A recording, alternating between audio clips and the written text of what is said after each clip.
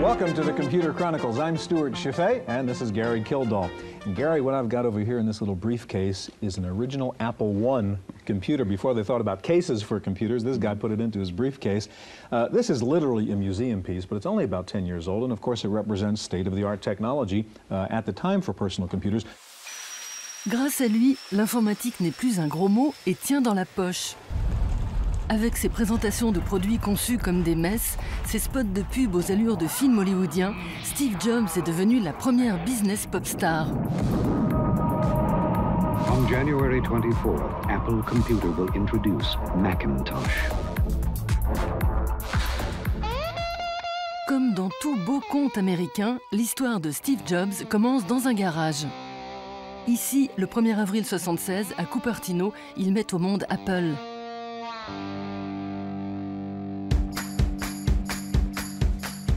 Neuf ans plus tard, coup de théâtre, on lui confisque son bébé. Steve est évincé de la compagnie qu'il a créée.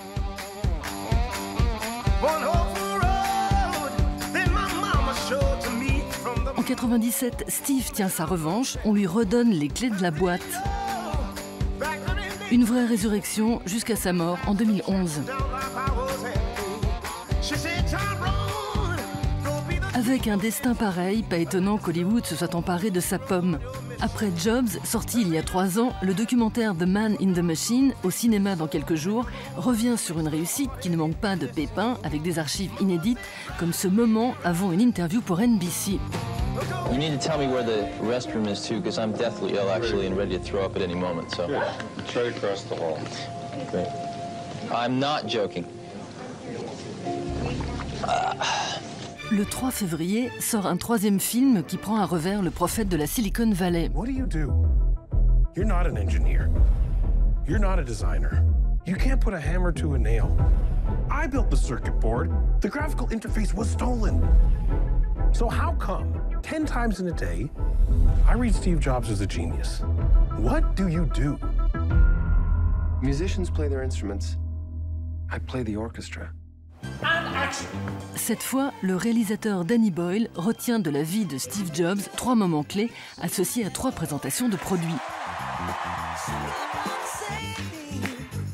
Cette tragédie en 3 actes se concentre sur les relations qu'entretient Jobs, le gourou, joué par Michael Fassbender, avec 2 de ses fidèles. L'ingénieur de génie et cofondateur de la marque, Steve Wozniak, et la directrice du marketing, Joanna Hoffman, interprétée par Kate Winslet. Le film ne se veut pas un biopic de plus, mais un Jules et Jim sans sexe et 100% business. On n'imagine pas qu'une nouvelle brosse à dents fasse parler d'elle dans les médias, mais ses produits à lui, oui. Tout le monde était obsédé par eux. Dans ses présentations, il faisait comme s'il te parlait directement. Jusque-là, les patrons se cachaient dans les salles de conférence des compagnies pétrolières ou des banques. C'étaient des types qu'on méprisait. On avait peur d'eux, mais on ne les respectait pas.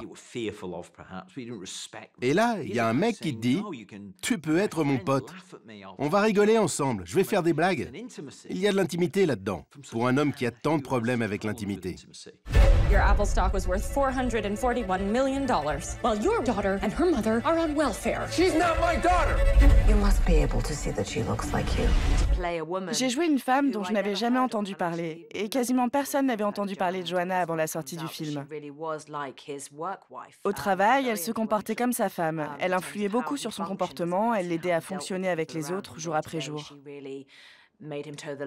Elle le faisait filer droit et l'a aidé à être la meilleure personne possible en termes de relations humaines. Pour percer la carapace de Jobs, Danny Boyle a recruté un expert. Dans le film The Social Network, le scénariste Aaron Sorkin dévoilait la part d'ombre de Mark Zuckerberg, fondateur de Facebook.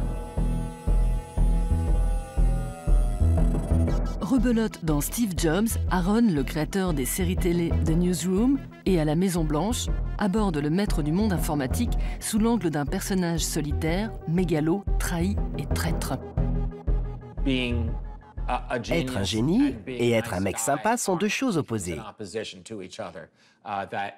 Tu peux être les deux à la fois, mais si tu ne peux pas l'être, choisis d'être un mec bien. We've spoken to the fire marshal and the building manager. They're going to come in and tell everyone to leave. If a fire causes a stampede to the unmarked exits, it'll have been well worth it for those who survive. Here's a great difference between a Il y a une grande différence entre un personnage et une personne. Un personnage dans un film, dans une pièce, sur un plateau télé, peut être désagréable et fascinant à la fois. Une personne que tu trouves désagréable dans la vie, t'as pas envie de passer du temps avec elle. Ouais, il était marrant. Il avait cette obsession de contrôle d'un bout à l'autre. Psychologiquement, c'est extraordinaire. Si tu écrivais ça dans une fiction, tu pourrais pas le croire. Mais c'est vrai. Comme il avait été adopté dès la naissance, il pensait qu'il n'avait pas de contrôle sur les choses. Ça l'a influencé sur le fait de vouloir tout contrôler par la suite. Il a très bien compris la connexion entre ces deux trucs. Psychologiquement, c'est captivant. Ça paraît incroyable, mais c'est la vérité. Venant d'une personne pareille, qui a tant d'influence sur notre mode de communication et d'information, c'est extraordinaire. You see how this reminds you of a friendly face? It's warm and it's playful and inviting and it needs to say hello. If you keep alienating people for no reason, there'll be no one left for it to say hello to. Il ne fait pas partie de mes héros. Mes héros dans ce monde, ce sont des gens comme Steve Wozniak, qui pensaient que les choses qu'il avait créées étaient si extraordinaires qu'il voulait les mettre à la portée de tous.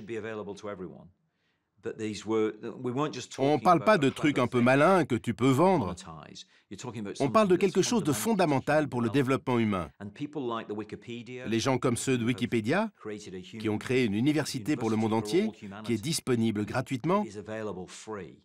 Il n'y a pas un prix qui en exclut certains et qui profite à d'autres. Ceux-là sont vraiment mes héros.